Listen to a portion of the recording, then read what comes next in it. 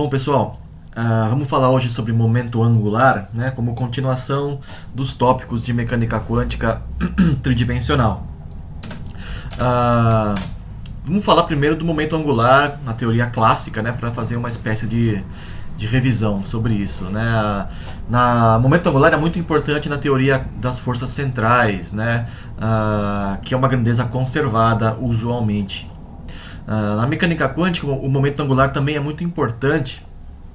Como a gente vai ver, o operador momento angular é uma parte importante do operador hamiltoniano. Tá? E a gente vai ver que os números quânticos L e M, que aparecem na solução do átomo de hidrogênio, estão relacionados com o momento angular. Certo? Bom, classicamente o momento angular é um vetor, né, dado pelo produto vetorial da posição com o momento linear, P. Né, a posição XYZ em coordenadas cartesianas e o vetor momento, né, o Px, Py, Pz, que você pode pensar em como a massa vezes a velocidade projetada em cada uma das direções do espaço. Né? A maneira de calcular o produto vetorial, como vocês veem em geometria analítica, né, ou álgebra linear, é essa daqui na forma de um determinante, né, IJK na primeira linha, as coordenadas da posição, que é o primeiro vetor no produto vetorial, e as coordenadas do momento, que é o segundo vetor. Fornece então um novo vetor com três coordenadas, né, Lx, Ly e Lz, que fazendo esse determinante você descobre que são dadas desta maneira aqui. Né? Esse exercício que está aqui embaixo a gente fez bem no comecinho do curso, quando eu falei sobre as unidades de H cortado. As unidades de L são as mesmas de H cortado, que é Joule vezes segundo. Tá? Né? Ou metro ao quadrado vezes massa por segundo. Mas é mais bonito falar Joule vezes segundo. Tá? Então aqui estão as três coordenadas do momento angular, nas direções x, y e z. Na mecânica quântica a gente sabe que os operadores, né, as grandezas são representadas por operadores. Em particular, o operador momento, né, é dado por estes valores aqui, ou essas equações, né? Menos i, h cortado, derivada em relação à posição x para obter o px, a mesma coisa para y e para z. Então a gente faz com que os operadores, né, ou seja, faz com que as componentes do momento angular nas direções x, y e z se transformem em operadores Lx, Ly e Lz chapéu. Né? Para isso basta você trocar o momento clássico pelo operador momento. Né? A gente sabe que as coordenadas, né, espaciais na forma de operador é simplesmente a própria coordenada, então eu não preciso colocar um chapéu sobre o x, o y e o z. Apesar de formalmente isso ser necessário, mas como eles são identicamente iguais, né, falando do ponto de vista de como calcular, né, o operador posição é a própria posição, o valor numérico da posição. Então eu não preciso colocar o chapéuzinho aqui no x, y e z. Mas nos momentos px, py e pz, sim, né? Você precisa trocar por essas operações aqui, né? Menos i, h cortado, derivada em relação a cada uma das coordenadas do espaço. O que a gente vai fazer nessa aula, de forma bem resumida, sem entrar em muitos detalhes, é encontrar os autovalores e os autoestados correspondentes, né, desses operadores Lx, Ly e Lz. A primeira etapa para essa busca, né, de autovalores e autoestados é procurar por autovalores usando uma técnica chamada uma técnica algébrica, parecida com a que a gente usou no oscilador harmônico, onde a gente tinha operadores de abaixamento e levantamento. Vão aparecer aqui também esses operadores para fazer as contas. Né? E aí, obtidos os autovalores, a gente vai buscar pelos autoestados ou autofunções. Já tem aqui um spoiler, né, que a gente vai ver que os autoestados do momento angular são os harmônicos esféricos, tá? Por incrível que pareça. Vamos lá então. Primeira coisa, eu quero falar com vocês sobre relações de comutação entre as diversas componentes do momento angular. Né? Eu quero calcular estes três comutadores, né? Lx com Ly, Ly com Lz e Lz com Lx. Eu não vou fazer todas essas contas aqui, porque em princípio vocês deveriam saber fazer. Eu posso até pedir como um exercício para ser entregue. Calcular esses comutadores. Fazendo a conta e usando um dos exercícios que a gente viu anteriormente, né? Você pode aplicar a distributiva para calcular um operador, para calcular um comutador, melhor dizendo, né? E também a gente sabe que o comutador entre posição e momento é IH cortado, né? Desde que a posição seja a mesma do momento. Então, x, comutador de x com px é IH cortado, a mesma coisa para y e para z. Além disso, os comutadores entre x e py, por exemplo, é zero, né? Só tem comutador diferente de zero na mesma direção, posição com o momento, né? Fazendo todas essas contas e simplificando, você vai descobrir que o comutador de Lx com Ly é IH cortado Lz.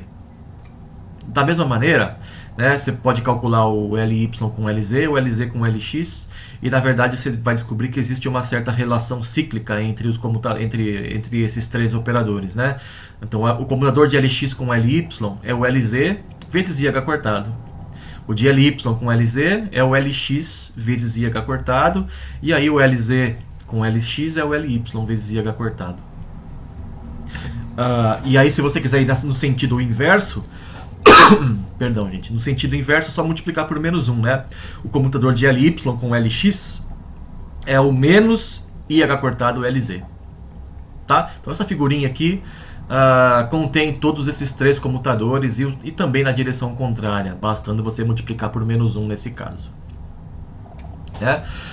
Uma outra coisa que eu preciso calcular, né, para a gente tirar bastante conclusões a respeito dessas relações, é a incerteza, né, entre medidas de momentos em várias direções. Então, se eu, por exemplo, né, eu meço Lx e Ly, eu tento medir simultaneamente Lx com Ly, ao mesmo tempo, né, simultaneamente.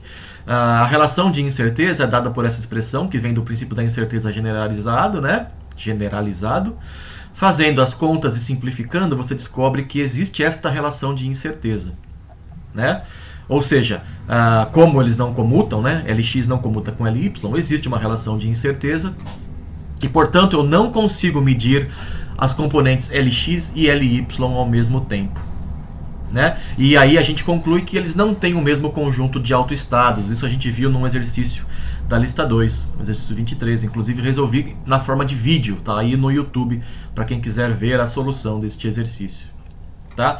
Bom, uma relação parecida de incerteza existe para Ly, Lz e Lz, Lx, né? Obviamente, porque a gente tem essas três relações de incerteza aqui, esses três comutadores geram três relações de incerteza. Reparem que o produto de desvio padrão de Lx com Ly não é constante, né? Mas depende do módulo do valor esperado de Lz. Interessante isso, né? Vamos agora calcular um outro comutador. Eu quero calcular o comutador de L ao quadrado, ou seja, o módulo ao quadrado do vetor momento angular, com Lz. Né? Agora, L ao quadrado é o produto escalar de L com L. Né? L por ele mesmo. Ou seja, é o Lx ao quadrado, mais Ly ao quadrado, mais Lz ao quadrado. Né? Já que o vetor L é o Lx na direção x, etc, etc. Né? Então eu posso separar esse comutador, L ao quadrado com Lz, em três comutadores. Né? L ao quadrado, que vira o Lx ao quadrado com Lz, mais Ly ao quadrado com Lz, mais Lz ao quadrado com Lz. Esse daqui já é zero de cara, né? Porque você tem o Lz comutador com ele mesmo. Né? Não importa a potência aqui. O comutador Lz aplicado duas vezes, comutando com Lz. Vai dar sempre zero. Isso daqui você já pode ignorar. Para calcular os outros dois comutadores, eu vou usar a relação de um exercício que não é esse daqui. Eu vou corrigir isso daqui na apresentação que vocês vão ter lá no Google Sala de Aula. Não é 66 da lista 1, é alguma coisa da lista 2 que eu vou ver depois, tá? Mas vocês vão ter lá o PDF correto. Usando então este resultado deste exercício e aplicando e simplificando, né, você vai descobrir que o comutador de L ao quadrado com Lz é zero. O que faz com que eles comutem, né? Certo? E aí sim dá para você medir o módulo ao quadrado de L, tá? O módulo ao quadrado do momento angular e um dos seus componentes, Lz. Eu poderia fazer a mesma coisa com Lx ou Ly. Então, veja que eu posso medir ao mesmo tempo o módulo do momento angular e um dos componentes, em uma das direções. Eu não consigo medir as três direções simultaneamente, né? Então eu não consigo achar o módulo e direção do momento angular simultaneamente. Eu tenho que escolher uma direção, né, e o módulo. Tá? Isso vai ter consequências mais para frente, como a gente vai ver em breve. Tá?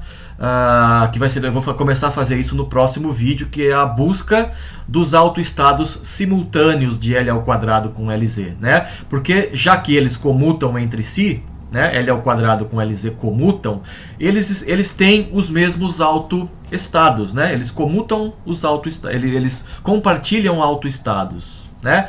Aqui eu estou chamando os autoestados de F, ó, F, né? E o alto valor de L ao quadrado de lambda e o alto valor de LZ de mi. Lambda é diferente de mi, né? Lambda é o alto valor de L ao quadrado, mi é o alto valor de LZ. São diferentes entre si, mas os autoestados são os mesmos, que eu estou chamando aqui de F. Eu tenho que procurar por F, por lambda e por mi. Tá? É o que eu vou fazer no próximo vídeo. Então, até daqui a pouco. Valeu!